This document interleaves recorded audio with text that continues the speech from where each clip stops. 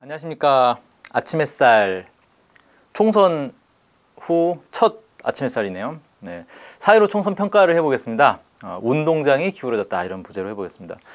실제 이런 운동장이 있으면 정말 골 때리지 않겠습니까? 이건 뭐 너무 일방적인 시합이 될 것 같은데, 네, 물론 이건 합성입니다. 네, 재밌네요. 순서는 이렇게 좀 잡아왔습니다. 4.15 총선 결과를 먼저 얘기를 할 거고요. 결과는 사실 제가 뭐 구구절절 얘기할 필요 없지 않습니까? 거의 대부분의 사람들이 뭐 동의하고 있는 그런 이제 결과가 되겠고, 이런 결과가 나온 요인을 한번 찾아보려고 합니다. 그래서 세 가지를 좀 찾아봤는데요. 하나는 운동장이 거꾸로 기울어진 것, 그 다음에 또 하나는 국민의 주권의식이 성장하고 분별력이 강해진 것, 그 다음에 코로나19는 어떤 영향을 주었나에 대해서 또 한번 얘기를 해보려고 하고요. 그다음에 마지막으로 진보 정당 중에서 좀 이렇게 주목을 했던 민중당에 대해서, 민중당이 이번에 선거 결과가 매우 안 좋죠. 왜 이런 결과가 나왔는가에 대한 얘기. 그 다음에 선거에서 의외로 뭐라고 해야 할까, 정당 이외의 영역에서 상당한 주목을 받았던 대진년이라는 단체에 대해서 한번 얘기를 좀 해보려고 합니다. 네, 총선 결과는 보시다시피 더불어민주당이 163석인데 더불어시민당 뭐 사실상 이제 위성 정당인 거죠. 합치면 180석이에요. 어마어마한 이제 의석을 차지하게 됐고, 그다음에 이제 열린민주당도 민주당과 한 길을 가고 있는 거죠. 그래서 183석으로 봐야 될 것 같네요. 그다음 미래통합당, 미래한국당은 합쳐도 103석이라는 아주 이제 축소됐죠. 물론 무소속에서 이제 몇 명이 들어갈 거라고 보여집니다. 근데 어쨌든 거의 3분의 2가 지금 3분의 2 가까운 의석이 여당 진보 민주 개혁 쪽으로 좀 넘어간 것 같다, 이렇게 좀 봐야 될 것 같아요. 그래서 어마어마한 지금 이제 표차가 나버린 건데, 이게 이제 어떻게 해석할 것이냐, 뭐 단순하게 얘기해야 되죠. 보수 적폐 세력들은 참패했고 민주 개혁 세력이 대승을 했다. 그래서 국민의 승리다. 뭐 이렇게 한마디로 정리할 수 있을 것 같습니다. 그래서 보수 적폐 세력은 지역 정당으로 이제 전략을 했다. 사실 이제 영남당으로 축소가 됐고, 영남당 중에서도 사실 뭐 이제 부산 경남 지역은 실제 이제 당선까지는 못 갔어도 상당히 이제 박빙까지 간 그런 지역들도 나오지 않았습니까? 그래서 대구 경북 지역으로 많이 위축이 됐어요. 물론 대구 경북 지역도 예전에 비해서 이 미래통합당이 득표율이 좀 낮아진 건 사실입니다. 그래서 지금의 미래통합당 부류, 이 보수 적폐 정당들은 지역 정당으로 전략했고, 특히 좀 주목해 볼 만한 게 주요 후보들이 대거 낙선을 했어요. 우리가 눈길을 끌었던 후보들 있지 않습니까? 황교안 대표, 뭐 나경원 전 원내대표, 그다음에 뭐 민경욱, 김진태, 뭐 또 누구 있습니까? 아무튼 유명했던 그런 후보들이 대거 우르르 떨어지면서, 오세훈도 떨어졌죠. 네. 그러니까 차기 대권 주자라고 볼 만한 사람들도 우르르 떨어지고, 당의 주요 이제 지도부에 있던 사람들도 우르르 떨어지고, 이런 이제 충격적인 사건 사실이 이제 결과가 났죠. 그다음에 또 이제 제가 주목하는 거는 이 보수 적폐 세력들이 총공격, 총공세를 펼쳤어요. 이번 총선이 사실 이 보수 적폐 세력들에 있어서는 부활할 수 있는 거의 마지막 기회나 다름없는 상황이었기 때문에 총공세를 펼쳤는데, 특이하게도 국내 적폐 세력뿐만 아니라 국외에서도 엄청난 지원 사격을 해줬습니다. 미국, 일본이 엄청난 지원 사격을 해줬죠. 해리스 그 주한미 대사 같은 경우는 아주 대놓고 정부 여당을 공격을 하지 않았습니까? 그리고 일본도 계속 미통당 응원을 막 보냈죠. 그 다음에 검찰, 언론은 뭐 지금 완전히 자기들의 사활을 걸고 이 미래통합당을 지원을 해줬단 말이에요. 그런데 이런 총공세를 펼쳤음에도 불구하고 안 먹혔다는 거예요. 이게 매우 중요한 의의를 갖는다, 저는 이렇게 좀 생각합니다. 그래서 민주개혁 세력이 역대 최고 수준의 성적을 냈죠. 뭐 투표로만 따지면은 4.19 직후 선거 이후로는 뭐 최고다, 뭐 이런 분석도 있더라고요. 제가 뭐 더 분석을 해봐야 되겠지만, 아무튼 역대 최고다, 최고 수준이다, 뭐 이렇게 얘기할 수 있을 것 같아요. 그리고 중요한 건 이 적폐 세력들의 총공세를 분쇄해냈다, 막아냈다라는 거, 이게 정말 큰 의미를 갖는다, 이렇게 생각합니다. 자, 그래서 이제 구체적으로 요인을 하나씩 좀 찾아볼게요. 국민이 승리한 요인, 뭐 이렇게 얘기할 수 있겠네요. 일단 운동장이 거꾸로 기울어졌다는 겁니다. 운동장이 거꾸로 기울어졌다는 게 이제 뭘 의미하느냐. 원래 지금까지 한국 사회에서 정치 지형을 보면 운동장이 이렇게 기울어졌어요. 여기에 미래통합당 세력, 수구 적폐 세력들이 여기에 있고, 진보 민주 개혁 세력들이 이쪽에 있었죠. 그러니까 여기서는 공을 아무리 차봐야 가다가 저절로 되돌아와요. 근데 여기서는 대충만 차도 쭉쭉쭉쭉 공이 날아가는 거죠. 예. 이런 운동장에서 시합을 했으니 진보 민주 개혁 세력은 뭘 해도 안 먹히고 수구 적폐 세력들은 뭘 해도 잘 먹히는 그런 환경이었었다라는 거예요. 그러니까 이게 얼마나 불합리하고 이 승리하기 어려운 그런 이제 환경이었는가 이걸 좀 볼 수가 있는데, 자, 이 이제 기울어진 운동장의 핵심, 그러니까 이 운동장을 이렇게 기울였으면 여기에 뭐가 받침대가 있었을 거 아닙니까? 이 받침대 기둥이 두 개가 있었어요. 두 개의 기둥이 뭐였냐면 바로 안보와 경제 기둥입니다. 안보 기둥, 경제 기둥 두 개를 받침으로 해가지고 이렇게 운동장을 기울여놨는데 이 두 개의 기둥이 다 무너졌다는 거예요. 그러니까 운동장이 이렇게 돼버렸죠. 근데 그냥 무너진 정도가 아니라 완전히 폭삭 무너지면서 땅 밑으로 들어가 버렸어요. 그러니까 운동장이 이렇게 역으로 기울어진 겁니다. 네, 그렇게 됐어요. 근데 보수 적폐 세력들이 추구한 이 안보와 경제 기둥의 실제 내용을 보면은 안보는 친미 친일 반북 대결 노선이고 경제는 친미 친일 의존 성장 노선이다, 이렇게 얘기를 할 수 있겠네요. 그러니까 안보는 뭐냐면 북한이 우리를 호시탐탐 쳐들어오려고 하는데 미국이 와서 우리를 지켜준다. 그러니까 한미동맹이 최고고 북한은 죽일 놈들이고 이거예요. 그런데 이 진보 민주 개혁 세력들은 북한에게 나라 팔아먹는 뭐 빨갱이들이다, 이런 식으로 공격을 했죠. 종북 세력이다, 이런 식으로 계속 공격을 했는데 이게 먹혔단 말이에요, 그동안에는. 그 다음에 이제 경제에서는 야, 지금 우리가 미국 같은 잘 사는 나라에 달라붙어 가지고 기대야 미국 말 잘 들어야 우리도 먹고 살 수 있는 거다. 우리는 수출로 먹고 사는 나라. 뭐 이런 거 있잖아요. 그렇게 해서 이걸 많이 이제 강조를 해왔다 그동안라는 겁니다. 먼저 이 안보 영역부터 살펴보겠습니다. 친미 친일 반북 대결 노선. 이 친미 친일 반북 대결 노선이 작동을 하려면 두 가지 전제 조건이 있어야 됩니다. 첫 번째가 북한은 악의 세력이고 인간이 살 수 없는 생지옥이고 적화야욕을 가지고 있고 그래서 호시탐탐 남침을 노리고 있고 그래서 남한까지 이 지옥을 만들려고 하는 그런 존재다. 우리의 주적이다. 이런 게 전제가 돼야 이게 먹혀든단 말이에요.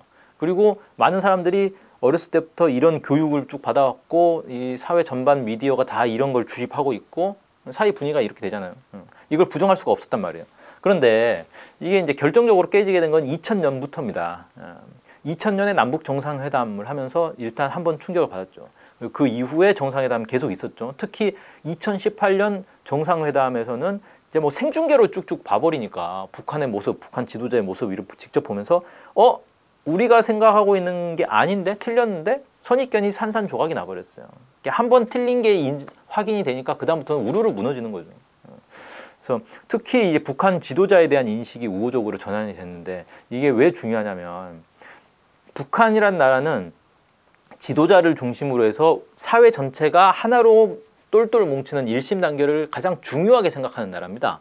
그러니까 이 북한을 흔드는 데서 가장 이 효과적인 건 뭐냐면 북한 지도자에 대해서 음해모략을 하면은 북한 사회를 흔들 수 있다라고 생각하는 거예요. 그래서 이 서구 사회, 미국 그리고 한국의 이 반북 세력들이 북한에 대해서 비난을 할 때 항상 어디에 집중하냐면 북한 지도자에 대해서 집중을 합니다. 그래서 북한 지도자를 흔들면 북한 전체가 흔들리고 북한에 대해서 우호적인 통일을 얘기하는 사람들도 다 흔들리고 이렇게 된다라고 보는 거예요.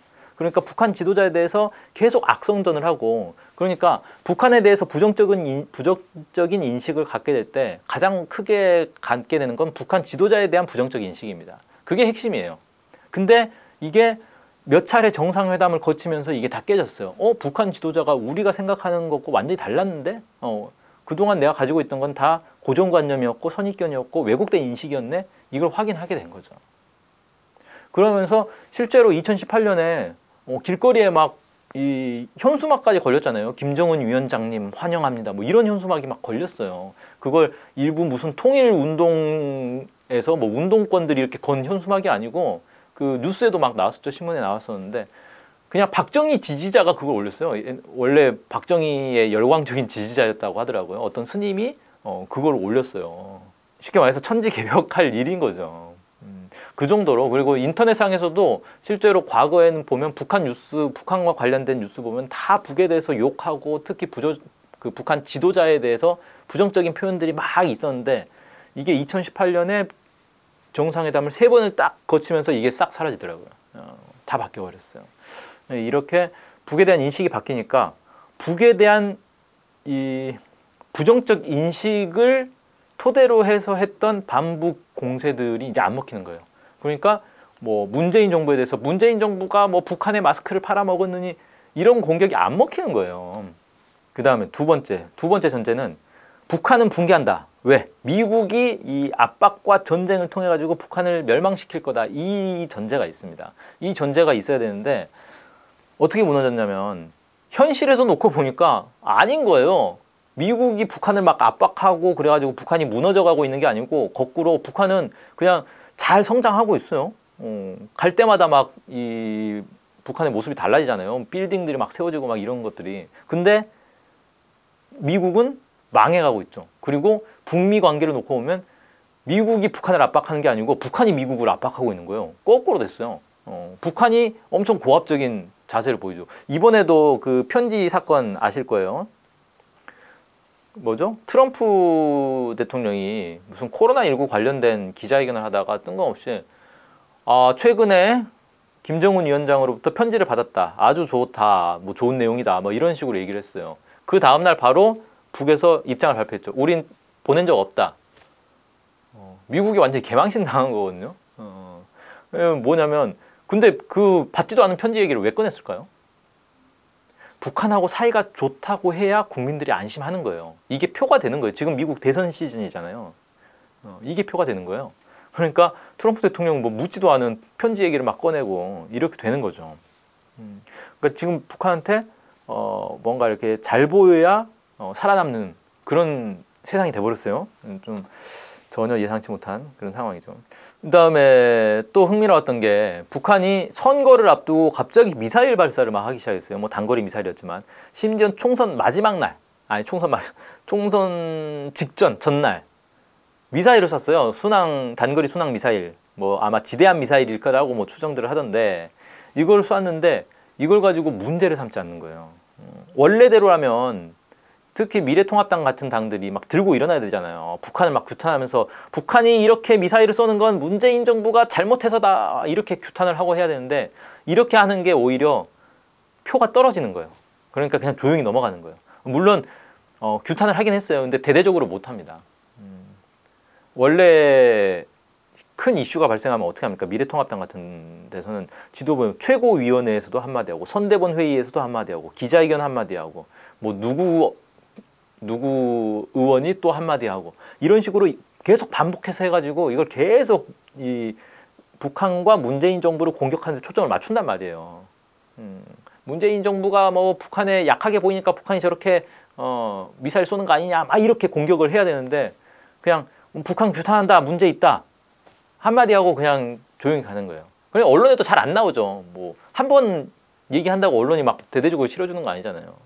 반복해서 얘기해야 언론도 이거 강조하라는 거구나 라고 생각하고 조중동도 열심히 실어준단 말이에요. 근데 조중동이 봐도 이건 강조하면 할수록 오히려 표가 떨어질 것 같으니까 안 실어줘 버리는 거예요. 그래서 언론에 별로 안 나왔어요. 근데 이렇게 된 이유가 또 뭐가 있냐면 미국조차 입장이 그럽니다. 미국 미국 합참의장이 그 얘기를 했어요. 북한의 단거리 미사일 아무 뭐 우리에게 위협되지 않는다. 이 얘기 뭐냐면 신경 안 쓴다라는 거예요. 북한 미사일 쏴도 상관없다는 거예요. 옛날 같으면 불과 한 5년 전으로만 돌아가 보세요. 북한에서 단거리 미사일 하나 쏠 때마다 미국이 발끈해가지고 뭐 B-52 폭격기를 보내가지고 뭐 무력 시위를 하네, 항공모함을 투입하네, 뭐 이런 난리를 쳤습니다. 근데 지금은 그렇게 안 하는 거예요. 그렇게 하면 북에서 너네 B-52 보내? 그럼 우리는 ICBM 보내줄게. 이렇게 나와버리니까 못하는 거죠, 이렇게. 자, 아무튼 이런 이제 세상이 됐어요. 그러니까 안보 영역에서 얘네들의 단골 메뉴가 이제 안 통하는 거죠. 색깔론 전혀 안 통합니다.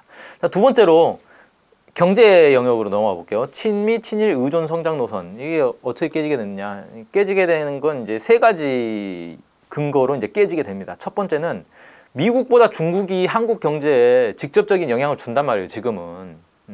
그래서 어떤 기업인이 그 얘기를 했어요. 미국하고의 경제 교류가 끊기면 한국 경제는 암에 걸린다. 치명적이라는 거죠. 근데 중국하고 경제 교류가 끊기면 그냥 즉사다. 뭐 암에 걸려가지고 치료를 해보고 뭐 이런 것도 없다. 그냥 즉사라는 거예요.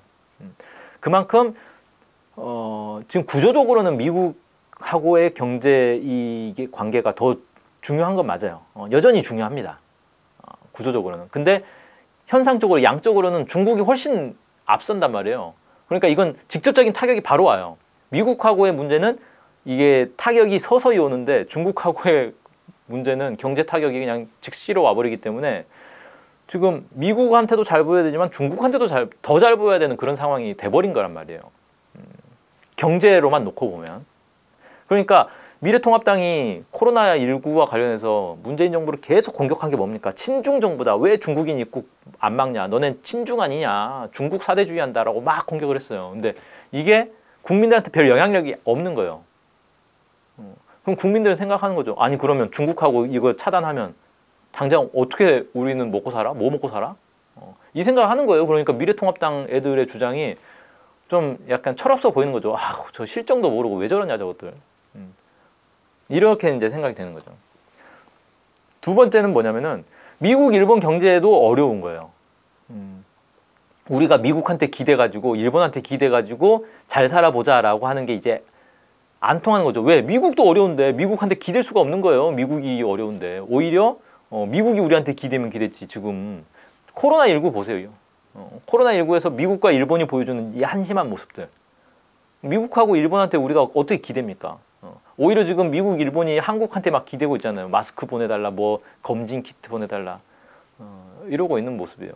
그러니 미국에게 철저히 의존해야 우리가 잘 먹고 잘 살 수 있다라는 이 적폐 세력들의 주장이 국민들한테는 설득력이 없는 거죠. 그다음 세 번째, 뭐 아까 잠깐 얘기했는데 미국, 일본이 오히려 우리에게 경제적으로 의존은 하는 게 아니죠. 약탈을 하는 거죠.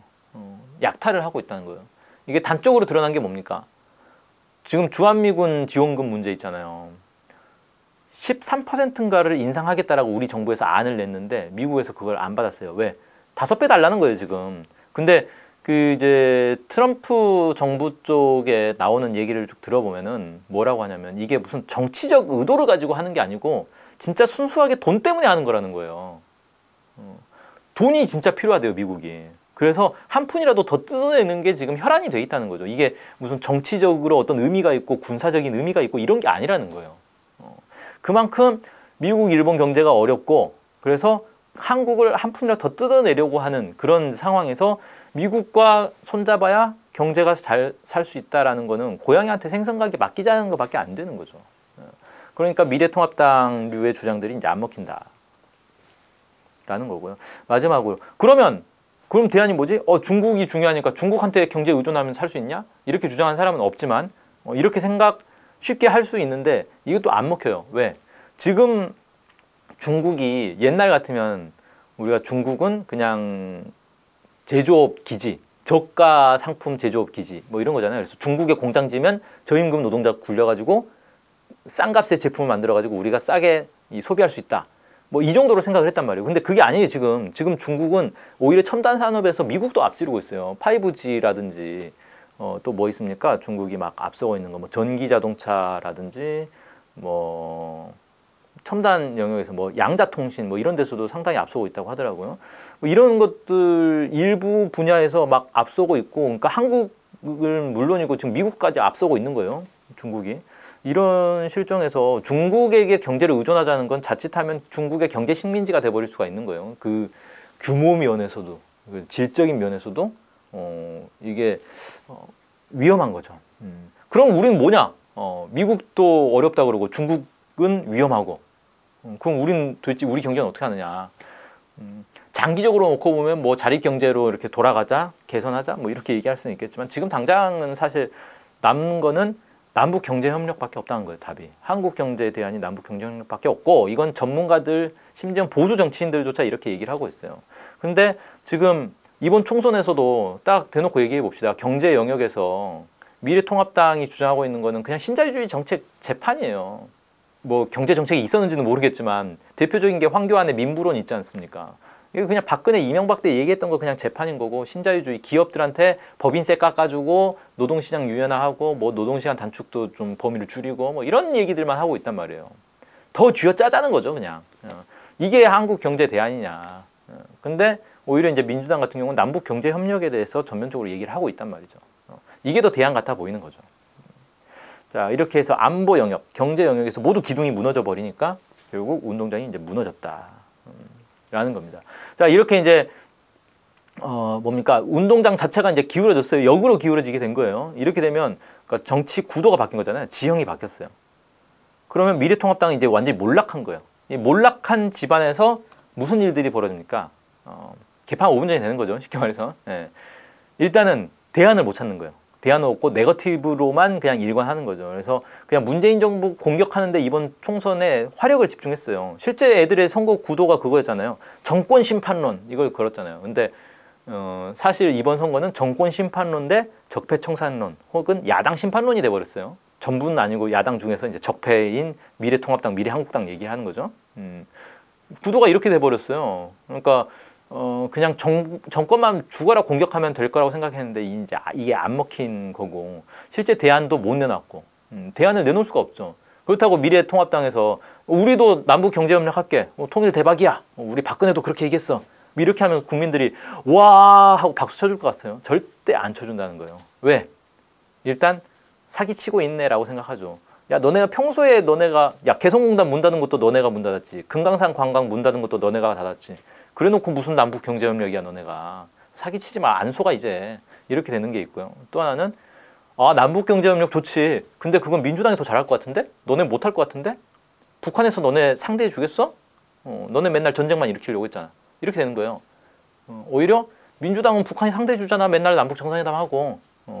남북 경제협력이 답이면 민주당이 더 잘할 것 같네 라고 돼버리는 거죠. 그러니까 애들은 대안을 내놓을 수가 없는 상황이다. 그런 거예요. 두 번째로는 분열과 갈등과 대립이 극대화되고 있습니다.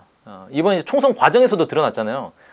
사실 자기들이 망할 걸 뻔히 알고 있으니까 망해가는 집안에서 어떻게 됩니까? 배가 침몰해요. 배가 침몰하면 누구는 배에서 탈출하려고 그럽니다. 누구는 그 원래 배 주인들이 탈출하니까 아, 이 배는 이제 내 것이 됐다라고 해서 막 혼자 좋아해요. 누구는 옆에 그 보트 내려놓고 보트에다 막 옮겨 타고 이게 진짜 배다! 라고 하는 거예요. 그럼 그 보트를 또 장악하려고 누군 또 들어가가지고 서로 이제 자기가 이 보트의 선장이 되려고 막 싸우고 있고 난장판이 되는 거죠. 쉽게 말해서. 그래서 이번 이제 총선에서 보면 공천 과정에서 얼마나 형편없었습니까? 어떤 그 여론조사 기관 대표가 인터뷰에서 그 얘기 하더라고요. 자기는 2016년 총선 공천이 이 보수 정당에서는 최악의 공천이라고 생각했다. 그때 김무성이 옥시아 들고 나르샤 그거 했었잖아요. 근데 알고 보니까 이번에 보니까 2020년 총선 공천이 더 개판이더라. 2016년보다 더 형편없었다. 뭐 얘기를 해요. 뭐 민경욱 같은 경우는 뭐 공천에서 떨어졌다, 살아났다, 떨어졌다, 살아났다 막 계속 왔다 갔다 했잖아요. 그리고 심지어는 뭐 한성교 같은 경우는 공천 잘못했다고 당대표에서 밀려나고 이런 완전히 진짜 참담한 상황이 됐는데 지금도 이 대립이 계속되고 있습니다. 뭐 이제 책임 소재 갈아야죠. 김종인이가 잘못했다. 막 이렇게 화살을 돌리니까 김종인은 난 원래 미통당 관심 없었다. 뭐 이런 식의 아니 선대 본부장까지 해놓고 미통당이 원래 관심 없었다. 이제 와서 그러면 어쩌라는 겁니까 이게. 그다음에 이제 마지막으로는 인재가 사라지고 당 자체가 일배화될 거다라는 거예요. 그래서 실제 인재들이 이제 안 가려고 하죠. 배가 침몰하고 있는데 거기에 왜 갑니까? 지금 이제 승승장구하고 있는 민주당에 가면 같이 이쪽으로는 안 가요 이제 인재들이. 그러니까 인재가 없으니까 점점 어떻게 됩니까? 자격 없는 사람들이 당을 장악하게 되는 거예요. 거의 당이 일배 수준이 되는 거죠. 일배 수준으로 떨어지는 거죠. 이번에 그 차명진 막말 한번 보세요. 이게 정치인입니까 그게? 일배지? 그런 이제 황당한 일이 벌어지고 있는데 지금 총선 끝나고 나서도 계속되고 있죠. 뭐 부정선거 논란이 계속되고 있잖아요. 그래서 몇 명이 지금 민경욱을 비롯해가지고 몇 명이 아 이번 총선은 부정선거다라고 막 제시를 하고 있어요. 근데 그 근거가 너무 황당한 거예요. 그러니까 당내에서도 야 그 창피하니까 그런 소리 하지 말라고 한쪽에서는 그러고 있고 한쪽에서는 부정선거 맞는데 왜 그러냐. 그래서 이거 가지고 막 소송 걸겠다 막 모금 운동을 하고 있고 뭡니까 극우 유튜브들하고 막 손을 잡고 뭘 하려고 하고 있고 일베에서도 막 지원하고 그래서 부정선거 없었다라고 주장하는 미래통합당 이 지도부들이 일베 집중 공격을 막 받고 있어요. 그럼 아주 황당한 상황이 됐는데, 그러니까 극우 유튜버와 이 꼴통 정치인과 일베가 지금 이제 한몸통이 된 거예요.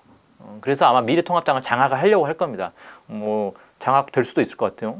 어차피 침몰하는 배 뭐 누가 그 장악하고 싶겠어요. 너네 넘겨주고 그냥 저 같으면 떠나가겠습니다. 네. 그래서 결론적으로는 운동장이 이제 역으로 기울었고, 운동장이 역으로 기울어지면서 이제 어떤 현상이 발생하냐면, 그동안에는 안보와 경제 이슈는 보수 세력들이, 보수 적폐 세력들이 가지고 놀았단 말이에요. 그럼 민주개혁 세력은 안보와 경제는 자기들이 건드려봐야 손해가 되니까 프레임에 말려드는 거잖아요. 그러니까 뭐 합니까? 뭐 그냥 민주주의, 인권 뭐 이런 얘기들밖에 못했어요. 그런데 지금은 이제 반대가 됐잖아요. 그러니까 보수 세력은 뭘 해도 안 먹히는 상황이 됐으니까 안보와 경제도 보수 세력의 전우물이 아닌 거예요. 그럼 어떻게 됩니까? 민주개혁 세력들이 이제 안보와 경제를 자기들 무기로 이제 가져갈 수가 있는 거예요. 그래서 어떻게 합니까? 안보에서는 야, 평화가 안보다, 대화가 안보다. 남북 사이에 대화를 하니까 안보 문제가 해결되는 거야. 무기 막 사들이고 뭐 주한미군 늘리고 이래서 안보가 되는 게 아니야. 이게 먹힌단 말이에요, 이제. 경제에서도 야, 남북 경제 협력이 지금 답이야. 다른 데는 답이 없어. 너네 방식으로는 안 돼, 이제. 이게 먹히는 거예요. 그래서 안보와 경제도 민주개혁 세력들이 의제를 가져갈 수 있는 상황이 됐다. 이런 정치 지형의 변화가 이번 총선 승리의 이제 핵심이다라고 생각하는데, 지금 사실 미래통합당이나 조중동 내에서도 이런 얘기 나옵니다. 주류가 바뀌었다. 지금까지는 자기들이 주류였어요. 보수 적폐 세력들이 주류였는데 한국 정치의 주류가 바뀌어서 이제 민주개혁 세력이 주류가 됐고 이들에게 주류 넘어갔다. 우리는 이제 비주류다. 이걸 인정해야 된다라고 얘기들 많이 합니다. 그래서 여기에 대해서도 좀 논란이 있는 것 같아요. 근데 저는 주류가 누구냐의 문제는 아닌 것 같아요. 주류냐 아니냐의 문제는 아니고, 왜 그러냐면 한국 사회에서 주류는요, 미국이에요. 미국이 주류를 만들어 주는 거예요. 근데 문제는 그동안에는 미국이 야, 너가 주류해, 그럼 주류가 됐어요. 그래서 운동장을 이렇게 쫙 끌어올리면, 미국이 들어올리면 운동장이 이렇게 기울어지는 거예요. 근데 이게 안 먹히는 상황이 됐어요. 미국의 힘이 점점 약해지고 있잖아요. 그러니까 이제 주류가 바뀌었다라는 개념보다는 저는 누구에게 더 유리해졌는가, 정치 지형이. 그동안 보수 적폐에게 유리했던 정치 지형이 이제 민주개혁 세력에게 유리한 정치 지형으로 바뀌게 됐다는 거예요. 세상이 이렇게 바뀌었다. 이렇게 이해하는 게 더 정확하지 않은가? 이렇게 생각합니다. 그러면 이제 운동장 누가 이렇게 바꿨어요? 여기에 대한 얘기를 해봐야겠죠. 결과적으로는 한반도 질서가 운동장을 이렇게 바꿔놨다라고 저는 생각합니다. 색깔론이 안 먹히는 이유가 뭐예요? 북에 대한 인식이 바뀐 거잖아요. 북에 대한 인식이 왜 바뀌었어요? 한반도 질서가 바뀐 거예요. 그러니까 한국의 정치 지형이라는 거는 한국의 독자적인 정치 지형이 아니에요. 아까 얘기했잖아요. 주류는 미국이라고. 그러니까 한국 정치 지형은 한국 자체로 이렇게 바꾸고 저렇게 바꾸고 하는 게 아니고 대외 여건에 따라서 이렇게 바뀌고 저렇게 바뀌고 하는 겁니다. 한반도 질서가 어떻게 구축되느냐에 따라서 달라지는 거예요. 그동안의 한반도 질서라는 건 미국이 주도하고 있었단 말이에요. 미국이 장악하고 미국 하고 싶은 대로 했어요. 그러니까 미국이 낙점한 보수 적폐 세력들에게 유리하게 운동장이 이렇게 되는 거죠. 그런데 이제 그 질서가 바뀌었다. 북한이 우위에 서버렸어요. 북한한테 미국이 쩔쩔매는 이런 질서로 바뀌어 버렸단 말이에요. 정말 황당한 거죠. 자, 이렇게 되니까 그동안 북한을 악마화했던 세력들이 이제 힘을 얻기 어려워진 거예요. 그래서 운동장이 이렇게 기울어진 거다. 그래서 북한의 힘이 커지고 미국이 피동에 몰리고 미국이 약화되는 이 상황이 한국 사회에 강한 영향을 준 거다. 이렇게 좀 보여지고요. 두 번째로는 북한이 일시적으로 뭐 ICBM을 개발하면서 일시적으로 우위에 선 그런 게 아니고 북한은 계속 발전하고 있단 말이에요. 경제, 사회, 문화, 국방 모든 영역에서 막 발전하고 있는데 미국은 계속 추락하고 있어요. 이번에 코로나19로 딱 드러났잖아요.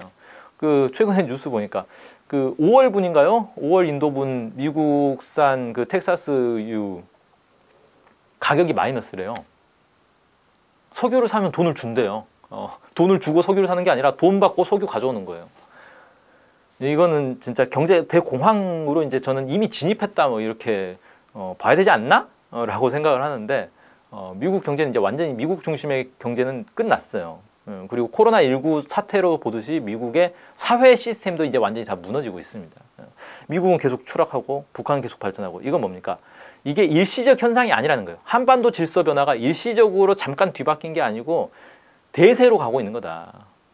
이게 대세다라는 겁니다. 그러니까 민심이 어디로 가겠어요.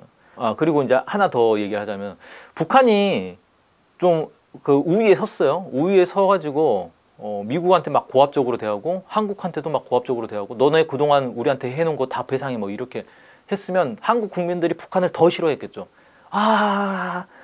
이제 끝장났다 막 이렇게 생각할 텐데 그게 아니고 북한이 대한민국 국민들의 마음에 상당히 효과적으로 접근하고 있다는 거예요. 존중과 배려 이런 것들이 막 나오잖아요. 문재인 대통령 평양에 갔을 때 얼마나 배려해 줬어요. 그걸 보면서 국민들이 막 진정성을 느꼈단 말이에요. 와, 북한이 진짜 우리 문재인 대통령한테 저렇게까지 배려를 해주고 존중을 해주냐? 와, 진짜 진정성이 느껴진다 이건. 이렇게 된 거예요. 그러니까 북한이 패권적인 모습을 보이지 않고 오히려 더 겸손한 자세로 보이니까 국민들의 마음에 다가올 수가 있었다는 거죠. 이런 것들이 요인이 돼서 정치 지형이 바뀌게 된 것 아닌가. 이렇게 놓고 보면 한국 사회의 민주개혁 발전과 북한의 어떤 성장 발전이 뭔가 조응하고 있구나 이런 것들을 좀 결과적으로 확인이 되는 거죠. 이렇게 좀 볼 수 있을 것 같습니다. 국민의 주권의식 성장과 분별력 두 번째로 넘어갈게요. 두 번째 요인입니다. 진실을 보는 눈이 생겼어요. 그러니까 예전에는 그 운동량이 기울어진 상태에서는 막 반북 모략해가지고 뭐 빨갱이 뭐 종북 세력 이런 색깔론을 펼치면은 국민들이 무서워가지고 거기에 대해서 말을 못했단 말이에요. 진실이 뭐냐가 중요한 게 아니고 안보 문제 중요하지. 북한이 쳐들어오면 어떡하지? 이 생각 때문에 거기에 대해서 진실을 파헤치려고 하지를 못했어요. 근데 지금은 그게 아니란 말이에요. 질서가 바뀌었기 때문에 왜곡된 시각이 교정이 되는 거예요. 조중동이 하는 말은 이제 거꾸로 이해하면 되는 거구나. 미통당이 주장하는 건 다 거짓말이구나. 이걸 알아버린 거예요. 그리고 이걸 대놓고 얘기할 수 있게 됐어요. 그래서 이번에도 북의 지도자에 대해서 건강 이상설이 막 나오니까 기본 댓글이 뭐냐면요. 조중동이 하는 말이네. 일단 거르고 보자. 이게 기본 댓글이에요. 이제 안 믿는 거예요. 또 저것들 무슨 꿍꿍이 속으로 저런 거 하지? 라고 생각을 해버리는 거죠. 그렇게 되니까 이제 어떻게 됩니까? 애들이 무리수를 쓰기 시작하는 거예요. 대표적인 무리수로 저는 이제 좀 지난 얘기지만 조국 사태를 다시 한번 봅시다. 처음에 애들이 조국을 어떻게 공개했습니까? 조국 장관을 사회주의자로 공개했어요. 왜냐하면 조국 장관이 산호맹 사건 연루자잖아요. 너 사회주의자지, 너 빨갱이지 이렇게 공격을 했어요. 근데 조국 장관이 뭐라 했냐면 저 사회주의자 맞습니다 라고 하니까 그냥 정리가 돼버리는 거예요. 그걸로 막 공격을 하려고 하는데 본인이 사회주의자 맞다고 하니까 사회주의 나쁜 거잖아 막 하는데 이게 공격이 안 되는 거야. 안 먹히는 거예요 별로. 우리 헌법에 보니까 이렇게 나와버리니까 이거 뭐지? 안 먹혀요. 그러니까 어떻게 됐습니까? 색깔론으로 안 먹히네. 그럼 다른 거 찾아보자. 그렇게 찾아보다 보니까 무리수가 나오는 거죠. 그래서 표창장 가지고 공격을 했어요. 이게 됩니까? 최근에는 표창장에 찍힌 직인 파일이 자기 컴퓨터에 있었다라는 것도 거짓 보도였다는 게 오보였다는 게 드러나 버렸잖아요. 이렇게 다 드러나는 거예요. 뭐 총선 직전 마지막 주 주말에 뭐가 있었습니까? 엠번방 사건 폭로 보도가 있었죠. 폭로할 거다라는 보도가 있었어요. 근데 이게 인터넷상에 쫙 돌았어요. 야, 미래통합당이 엠번방 폭로한대. 이낙연 후보 아들이 연루됐다라고 폭로할 거래. 사람들이 이게 뭡니까? 조작한다라는 걸 다 알아버린 거예요. 이제 미래통합당이 엠번방 관련해서 무슨 발표를 하든 이건 다 조작이야 라고 사람들이 다 생각해버린 거죠. 그러니까 뜬금없이 언론에 보도가 나왔어요. 미래통합당에서 엠번방 폭로하지 않겠다. 이낙연 후보 아들은 관계없다. 말도 안 꺼낸 걸 자기들이 먼저 실토를 하는 거예요. 이게 얼마나 웃기게 됐습니까? 그러니까 안 되는 거지. 이제 뭘 해도 안 먹히는 그런 상황. 이건 이제 국민들의 주권의식이 그만큼 성장을 했고 거기에 따라서 애들의 색깔론이라든지 거짓 왜곡 보도라든지 이런 거에 더 이상 놀아나지 않는 상황이 됐다라는 걸 단적으로 보여주는 거죠. 그 다음에 코로나19와 관련해서요. 이건 제가 좀 정리를 할 필요가 있겠다 싶어서 넣었는데 뭐냐면 코로나19가 과연 누구한테 도움이 됐느냐에 대해서 의견이 좀 분분하더라고요. 근데 이런 재난 상태, 지금 국가적 재난이잖아요. 국가적 재난이 발생을 하면 정부 여당한테 무조건 불리하게 돼 있어요. 왜냐하면은 방역을 아무리 잘해도 어쨌든 희생자는 나오게 돼 있고, 희생자가 나오면 그게 정부한테 책임이 가지 야당이 잘못했다라고 책임이 가지는 않거든요. 그래서 이건 불리한 이슈다. 그러니까 코로나19 한창일 때 그 미래통합당 내에서 무슨 얘기가 났어요. 야, 이거 좋은 기회야, 기회. 막 이런 그 회의 자리인가요? 행사 자리에서 그런 발언이 나왔다가 그게 언론에 보도되고 이게 잘못 들은 걸로 됐잖아요. 근데 실제 잘 들어보면은 좀 잘못 들은 건 맞는 것 같아요. 근데 언론에서 왜 그렇게 얘기를 했을까요? 왜 오보를 냈을까요? 그 언론에서 그 방송 내렸더라고요. 항의를 받고 내렸겠죠. 왜 그런 오보를 냈을까? 미래통합당에서 당연히 그렇게 생각할 거라고 언론 그 찍은 사람도 당연히 그렇게 생각한 거예요. 편집국도 그렇게 생각한 거고. 쟤네들은 당연히 코로나19가 자기들에게 매우 유리한 기회다라고 생각하고 있을 거고, 이걸 써먹고 싶겠지라고 생각하고 실제로 막 써먹고 있었잖아요. 공격의 소재로 썼으니까. 그러니까 당연히 행사장에서도 그런 발언이 나올 거야 라고 생각하고 들으니까 그게 그렇게 들리는 거예요. 당연히 그렇게 생각하는 거죠. 그러니까 이건 야당한테 무조건 유리한 호재였다라는 거죠. 그리고 실제로 야당이 공천에서 그 난리 법석을 그 막장 공천을 했는데도 이게 다 가려졌어요. 원래는 코로나19가 없었으면 이게 뉴스를 도배를 했겠죠. 근데 코로나가 기본 도배를 해버리니까 이거는 이 정도밖에 도배가 안 되는 거예요. 도배가 100% 안 되는 그런 상황이 된 거죠. 그래서 코로나19가 정부 여당한테 유리했다라고 주장하는 사람들은 실제로 정부 여당의 지지율이 높아졌다. 왜? 코로나 방역 대책을 잘해서. 근데 이건 잘 생각해 보면 코로나19 때문에 정부가 득을 본 게 아니고요. 코로나19라는 재난이 닥쳐왔는데 정부가 이걸 잘 대처했기 때문에 득을 본 거예요. 그러니까 쉽게 말해서 열심히 잘해서 득을 본 거죠. 그러니까 잘한 만큼 그냥 가져간 거란 말이에요. 점수를 받은 거예요. 그래서 코로나19가 정부에게 득이 됐구나라고 해석하는 건 잘못된 해석인 거죠. 대책을 잘 세워서 득을 봤다. 이렇게 보는 게 맞는 거고, 대책을 정부가 어떻게 잘 세운 거냐. 저는 뭐 다양한 요인들을 꼽는데 가장 핵심은 뭐라고 생각하냐면요. 문재인 정부가 코로나19를 대하는 데서 정치적 유불리를 따지지 않았어요. 그냥 어떻게 하면 이 코로나19를 잡아가지고 국민들이 피해를 최소화할 것인가에 최대한 초점을 맞췄단 말이에요.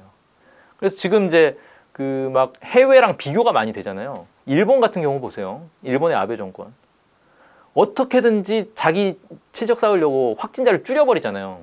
검사를 안 해줘요. 그러니까 코로나19에 걸렸는데 검사를 받지를 못해가지고 자기가 확진자라고 인정을 못 받는 거예요. 그런 사람들이 일본에 지금 널렸다는 거죠. 근데 문재인 정부도 당연히 그런 유혹을 받았을 거라는 거예요. 확진자, 야, 우리 검사 너무 많이 하는 거 아니야? 검사 좀 줄이면 확진자도 줄지 않을까? 이런 유혹을 당연히 받았겠죠. 근데 질본에서 뭐라 그랬어요? 실제 공개한 것보다 더 많이 검사했다고, 실제로는. 이러니까 이제 두 손 두 발 드는 거죠. 와, 정말 대단하다. 그리고 자가 격리자한테 보내주는 막 그 박스 열어보면 정말 아기자기하게 정말 종합 선물 세트를 보냈더라고요. 이런 것들이 왠지 국민들의 국민들을 진짜 생각하는 진정성이 보여지잖아요. 그러니까 이게 성공할 수 있는 거지. 국민들도 정부를 따르고 성공할 수 있는 거지. 만약 옛날 메르스나 뭐 이명박 박근혜 정부에서 하는 모습을 보였으면 국민들도 정부 통제 안 따라요. 자가격리 안 해버려요. 정부 너네나 똑바로 해라. 왜 우리한테 이래라 저래라 하냐. 이래버리지. 그래서 이거는 정치적 유불리를 앞세우지 않고 국민들을 중심에 놓고 대처를 했기 때문에 그 진정성을 인정받고, 그래서 국민들도 정부 통제에 잘 따라줬고, 그래서 방역에 성공한 거다. 이렇게 좀 볼 문제 아닌가 싶습니다. 자, 그 다음 주제로 넘어갈게요. 이제 민중당 얘기를 해보겠습니다. 물론 진보 정당 가운데서 가장 많은 표를 받은 거는 정의당입니다. 이 얘기는 뭐냐면은 전체 여러 진보 정당들이 있는데 대표 정당으로는 정의당이 인정받고 있다는 거예요. 그래서 제가 실제로 이렇게 만나본 사람들이 그런 얘기들을 많이 해요. 통합진보당은 이 진보 정당의 대표 정당으로 인정받았었단 말이죠. 근데 통합진보당이 해산이 됐어요. 해산된 이후에 통합진보당을 정의당이 이어받았다라고 생각하는 사람들이 꽤 많더라고요. 그러니까 당연히 정의당이 대표 정당인 거죠. 실제로 아니잖아요. 그리고 민중당은 실제 통합진보당을 이어받은 건 민중당이에요. 그 인물이나 정책이나 노선 이런 것들은 다 민중당이 이어받았는데 민중당에 대해서는 신생 정당이고 그러니까 사람들이 잘 몰라요. 민중당 어디서 왔어요?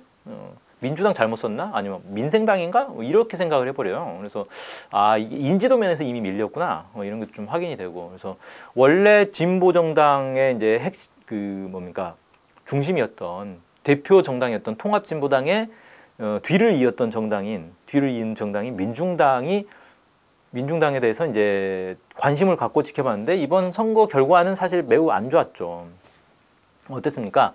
그 1점 몇 프로 득표를 했어요. 지역 선거에서 1.05%인가 뭐 이렇게 득표를 했고 국회의원 한 명도 배출을 못했죠. 그래서 비례는 물론이고 지역구에서도 울산에서 상당히 당선 가능성이 있었던 후보가 있었는데 결국 당선을 못했어요. 그래서 이 원외 정당이 돼버렸습니다. 국의회 진출하지 못한 정당이 됐어요.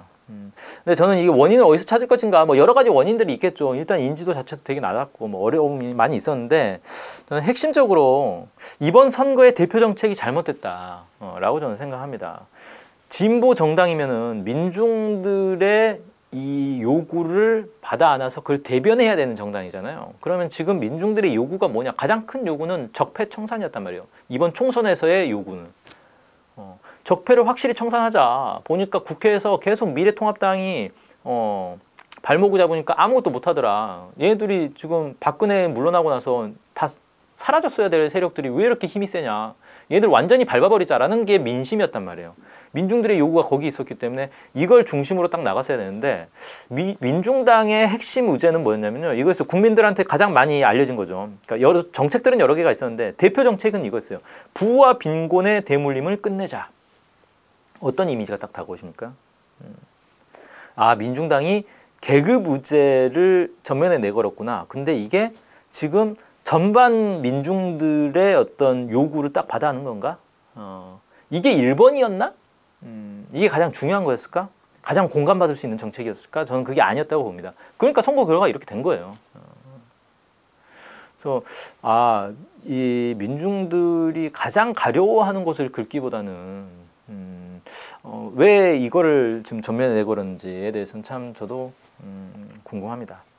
어쨌든 이번 과정에서 민중당에 좀 주목할 만한 거 저는 몇 가지를 꼽아봤어요. 4가지 정도를 꼽아봤는데 일단 가장 이슈가 된 건, 가장 언론에 많이 나온 건요. 이정희 전 통합진보당 대표의 영상이었어요. 지지 영상을 찍어가지고 유튜브에 올렸는데 엄청난 화제가 됐죠. 조회수도 높고 그다음에 언론에서도 다 다뤄줬어요. 이건 뭐냐. 여전히 이정희 전 대표가 진보의 대표 정치인이구나. 지금은 이제 정치 활동을 안 하잖아요. 민중당에도 무슨 당직을 맡거나 뭐 그러지는 않단 말이에요. 하지만 여전히 국민들의 마음속에는 이정희 대표가 대표 정치인인 거예요. 진보 세력의 대표 정치인은 이정희. 이게 국민들 마음속에 아직도 있구나. 이게 좀 확인이 됐어요. 그다음 두 번째로는 이번에 이제 민중당이 민중공천제라고 해가지고 비례 후보들을 뽑는데 당원뿐만 아니라 일반 국민에게도 열어줬어요. 그 차별 없이. 그러니까 당원도 한 표, 일반 국민도 한 표. 그래서 선거인단 모집을 해가지고 16만 명의 어마어마한 선거인단을 모집을 했어요. 이게 지금 민중당 지지의 어떤 이제 기반이 될 것이다. 각계각층 국민들을 다 모은 거란 말이에요. 그래서 이게 상당히 좀 주목해 볼 필요가 있겠다 싶고요. 마지막으로 세 번째로는 민주노총과 계속해서 연대를 잘했다라는 거고요. 물론 배타적 지지, 그러니까 민주노총이 민중당만 지지하겠다 이렇게는 안 됐어요. 정의당도 있었고 뭐 노동당도 있었고 몇 개 이제 진보 정당들에는 민주노총이 다 연대를 했죠. 하지만 민중당도 민주노총과 연대를 잘 끊지 않고 잘 했다라는 거, 이거는 계속 앞으로 발전시켜야 될 영역이라서 좀 중요하다 이렇게 얘기를 했고요. 마지막으로 전반적인 현상은 아니었는데 일부 후보들 가운데서 보수 적폐 청산을 전면에 내건 후보들이 있었어요. 그러니까 민중당 후보로 나왔는데 아까 나왔던 그 부와 권력의 대물림, 이게 아니라 보수 적폐 청산을 전면에 내걸고 선거운동한 후보들이 있었습니다. 이런 선거운동에 대해서 상당히 좀 국민들도 많이 주목을 했고 회자가 많이 됐어요. 그래서 이런 것들을 좀 주목해 볼 필요가 있지 않을까 싶습니다. 이 사진 많이 돌았죠, 사실. 그리고 그 정의당의 선거운동 사진하고 이게 두 개가 같이 붙어가지고 좀 많이 돌았어요. 정의당 물론 정의당의 공식 중앙당의 입장이라기보다는 정의당 후보로 나온 한 사람의 그 선거운동 적이었는데 좀 약간 정부 여당을 공격하는 좀 그런 표현이 들어가는 바람에 비교가 많이 돼버리더라고요. 아무튼 이게 좀 많이 돌았는데 이게 국민들이 바라는 것, 민중들이 실제 가려고 하는 곳을 긁어준 어떤 구호가 아니었나. 그래서 많이 좀 회자가 되지 않았나 싶습니다.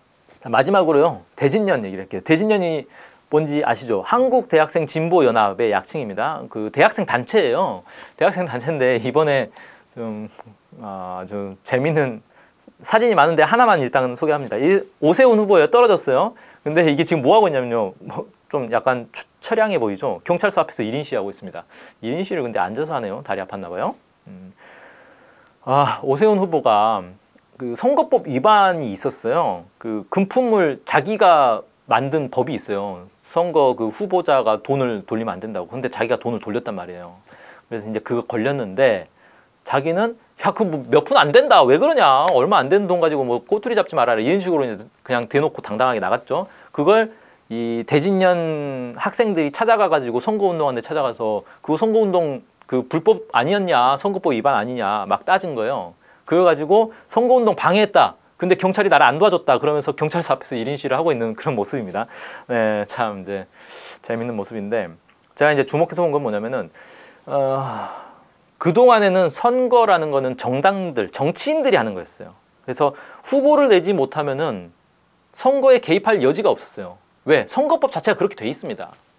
그래서 과거에 2000년에 보면은 그 참여연대 중심으로 해가지고 낙선 운동이 있었죠. 그게 엄청 크게 영향력을 발휘했어요. 그래서 정당이 아닌 일반 시민사회단체도 선거에 영향을 줄 수 있는 애가 확인이 됐어요. 그러니까 부랴부랴 선거법을 강화해가지고 그런 활동을 못하게.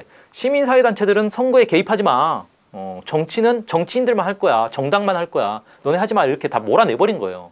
그러다 보니까 그 이후로 일반 시민사회단체들이 선거에 개입하기가 되게 어려워졌습니다. 근데 국민들의 목소리는 누구나 낼 수 있어야 되잖아요. 왜 정당만 내고 정치인만 목소리를 냅니까? 말이 안 되는 거거든요.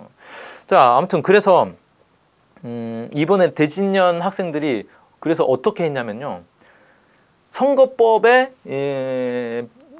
막 연구를 해가지고 빈틈을 찾아낸 거예요. 개인이 가가지고 육성으로 얘기하는 거는 상관이 없는 거예요. 마이크를 쓰지 않고 우르르 몰려가가지고 선거운동을 직접 제지하지 않는 조건이라면 개인이 가서 자기 하고 싶은 얘기 하는 건 아무런 제지를 받을 이유가 없는 합법이라는 거죠. 그걸 알고 대진년 학생들이 낙선 대상 후보를 정했어요. 뭐 오세훈을 시작으로 해서 뭐 황교안, 나경원, 누구죠? 민경욱, 뭐 김진태, 뭐 이런 후보들, 이현주, 김도읍, 뭐 이런 후보들을 막 낙선 대상자를 잡아가지고 거기를 직접 찾아간 거예요. 거기 선거 지역구에 가가지고 뭐 후보들 직접 찾아가서 뭐 당신 뭐 이거 잘못한 거 아니냐고 따지기도 하고 그냥 길거리에서 막 사람들한테 와 지금 친일 청산해야 된다. 친일 후보 찍지 말자. 막 이런 주장도 하고 막 이런 걸 한 거예요. 그러니까 미통당에서 이거를 가지고 아이고 학생들 뭐 그러나 마나 신경 안 쓰겠다가 아니에요. 난리가 난 거예요. 선본 대책회의까지 의제가 올라가지고 이 대진년 학생들의 그러니까 그냥 대학생도 아니고 대진년이라고 딱 집어가지고 대진년 학생들이 지금 선거운동 방해하고 있는 거 이거 어떻게 할 거냐. 대책 세워야 된다. 막 오세훈 나경원은 기자회견까지 했잖아요. 대진년 학생들 좀 막아달라고.